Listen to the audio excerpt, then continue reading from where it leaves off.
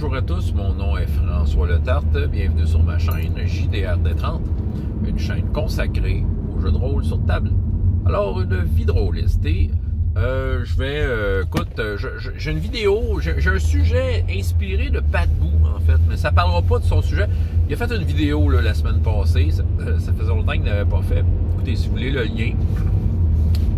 Parce qu'étant donné que c'est pas un sujet direct, je pense pas mettre le lien directement, mais si vous voulez écouter, je vais le mettre. Si vous réclamez la vidéo de Pat Boo, allez la voir, elle est intéressante. Il fait un challenge pour inventer un jeu de rôle, tu sais.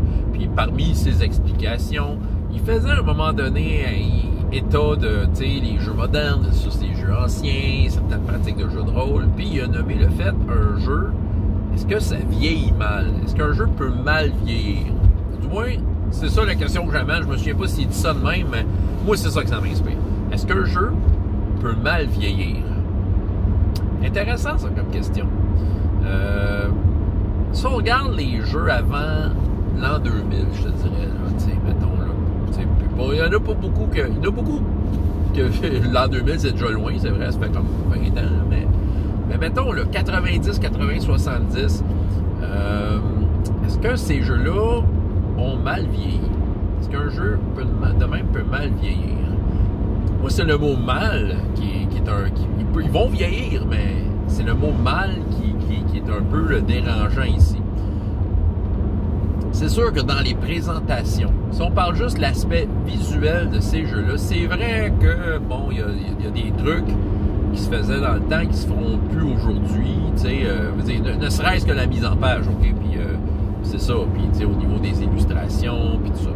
Ça, OK, ouais, c'est vrai qu'il y a des affaires qui peuvent passer tout droit. Ça veut dire, pensez juste à Cyberpunk, la première version, puis que, tu sais, les trucs ultra modernes de 2020 qui présentent là-dedans, c'est comme des téléphones cellulaires avec des fils dans un char, là, tu sais, fait que, c'est ça. Bon, OK, on le sait que des fois, il y a des idées que, tu sais, font partie d'une esthétique qui finalement a plus sa place aujourd'hui. Quoique c'est peut-être drôle de jouer Cyberpunk, cette version-là, en s'imaginant leur futur tel qu'ils le présentaient là, puis ça n'empêche rien. Mal vieillir. Ça veut dire que quelque chose qui a déjà été bon ne le serait plus aujourd'hui, que à force de le voir, on s'apercevrait que c'est pas bon. OK. Ouais, ben, tu sais, il y a bien des jeux, je veux dire, prenons juste Donjon, qui ont plusieurs versions, parce qu'ils essayent d'améliorer ou d'amener le jeu d'une façon différente. Est-ce que ce sont des améliorations? Bien, ça, c'est sujet à débat. Il n'y a personne qui a vraiment la même opinion sur quelle est la meilleure édition de Donjon. C'est sûr qu'il y en a une qui est la plus populaire, c'est la courante, mais tu sais, on s'entend qu'il y a du monde qui vont encore chanter la gloire de la deuxième. Et pourtant, c'est une mécanique que tu verrais pas aujourd'hui. Tu sais, quelqu'un n'arriverait pas qu'un nouveau jeu qui serait fait un peu de même. Tu sais, c'est ça. C'est sa propre bébite. Mais, je veux dire, est-ce que ça a mal vieilli? Je veux dire, on a juste à penser à tous ceux qui reprennent ces jeux-là pour les resservir avec des versions clarifiées. Tout le mouvement OSR en fait partie. Ou tout ce qui est rétro-clone qui reprennent ces vieux jeux-là et qui les font jouer. Ça a quand même une certaine preuve comme de quoi que je ne crois pas que ça a mal vieilli. Je crois que, tu sais, ils sont encore pratiqués. C'est qu'ils font encore ce qu'ils ont à faire. Oui, tu sais, même quand tu joues un jeu, là, de l'année, là, tu sais,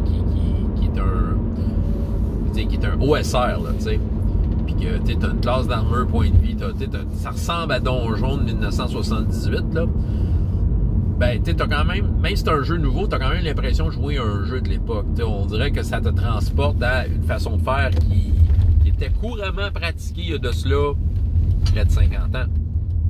Entre 40 et 50 ans. Donc, c'est ça. C'est sûr que même avec un nouveau jeu, t'as cette impression-là, old school. Ça va être vieux, mais je pense pas que ça a mal vieilli. Parce que c'est ça. Ça voudrait dire que ces jeux-là sont devenus de pire en pire à force d'y jouer. T'sais. Hey, je me souviens, Star Wars D6, je me suis souvent fait dire que c'est archaïque comme jeu. Ouais, mais ça a marché. Tu sais, à l'époque que c'était sorti, c'était révolutionnaire. À l'époque que c'était sorti sérieusement, la quantité de monde qui se sont pitchés à Star Wars D6 puis qui ont vécu des aventures incroyables, le jeu l'a fait. Je comprends qu'il y a eu d'autres affaires qui sont sorties, d'autres versions de Star Wars, tu sais, en en D6, D20 ou la version de Fantasy Flight, puis et encore, il va peut-être avoir d'autres versions de Star Wars dans un futur quelconque. Mais ils ont quand même ressorti le coffret, là, 30e anniversaire, là, Fantasy Flight, puis ils en ont vendu, puis il y a du monde qui ont joué, ils ont rejoué à ça. Fait que, tu sais, ça a beau être une mécanique, c'est ça qui arrive.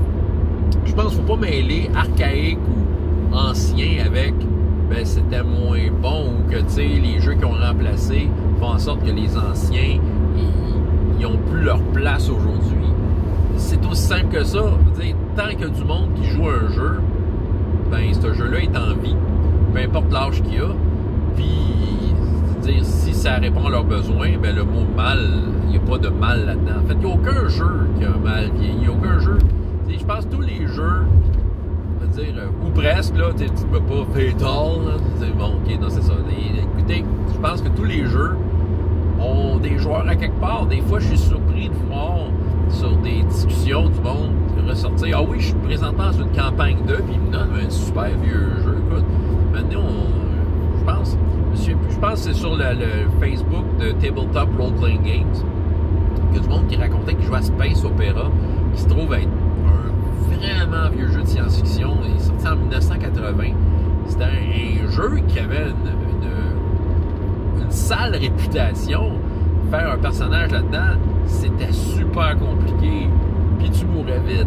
C'est vrai qu'aujourd'hui, on n'a pas tendance à vouloir faire des jeux de même, mais j'étais surpris de voir qu'il y a du monde qui, couramment, je suis dans une campagne de Space Opera, je joue avec mes amis depuis 20 ans, c'est comme, aïe, ce jeu-là est encore en vie, il y a encore du monde qui le pratique, qui ont vu quelque chose qui les plaisait, même si c'est un jeu qui date, il est encore utilisé, il fait encore sa job, avec un jeu, c'est même se demander est-ce qu'un jeu vieillit vraiment, t'sais? C'est ça, c'était à se demander ça. Je pense juste à Metamorphosis Alpha, qui aujourd'hui, de mon regard de quelqu'un qui a vu des jeux, qui a vécu différents types de jeux, puis qui voit autant les modernes que les anciens, mais j'y vois un intérêt à Metamorphosis Alpha. J'en ai fait un gros exposé, en fait, après Draconis, disant ce que je pensais vraiment de ce jeu-là, comme étant, à sa façon, ce jeu-là est un grand jeu. C'est vraiment un grand jeu. OK. C'est sûr que les plus vieux jeux, mal vieillir, pas tant, mais c'est sûr que les concepteurs écrivaient peut-être pas les choses de la façon la plus claire possible. C'est sûr qu'il y a eu une évolution sur la façon de présenter les choses. Il y a une certaine élégance qui s'est installée au fil des années qu'il n'y avait pas les premières années. Mais je pense qu'il y a moyen de regarder chacun des jeux comme étant une règle, une proposition d'univers. Puis, je pense qu'on peut quasiment toutes les mettre sur le même pied d'égalité, à savoir, est-ce que ce jeu-là nous plaît? Est-ce que ce jeu-là peut répondre à nos besoins? Ce qui fait qu'il y a encore du monde aujourd'hui qui voit des fois des versions plus récentes d'un jeu qu'ils aiment, puis ils décident de ne pas suivre, ils décident de rester avec le jeu qui leur plaît, parce que c'est ça qui marchait. Je veux dire, Star Wars D6, dans mon cas, c'est un exemple. Oui, je l'ai essayé D20. Fantasy Flight, je vais l'essayer un moment donné, mais en tant que tel, moi, D6, ça fait un job, même si c'est un jeu sorti en 1987. Donjon, peut-être l'édition qui m'a le plus marqué, c'est la 3e, 3.0. J'ai pas suivi 3.5. Pourquoi? Parce que la boîte outils était parfaite. Je sais que le monde arrive avec 3.5. Ouais, mais c'est nouveau, c'est revisé, c'est mieux, c'est ci, c'est ça. Puis, plein d'arguments. Regarde, excuse, ce jeu-là, je pourrais faire partie d'un jeu que je pourrais revenir sans hésiter, là. Parce que je sais qu'il va faire ce que j'ai envie de faire. C'est ça, peu importe. Peu importe, c'est ça. Faut pas que tu te laisses influencer par les gens et ce qu'ils pensent d'un jeu. Je veux dire, faut que tu ailles avec ton feeling aussi, là. Si ton feeling te dit que ce jeu-là, peu importe son âge, fais ton affaire, ben voilà. C'est un jeu. Donc, est-ce qu'un jeu peut mal vieillir? Moi, j'ai tendance à penser que non.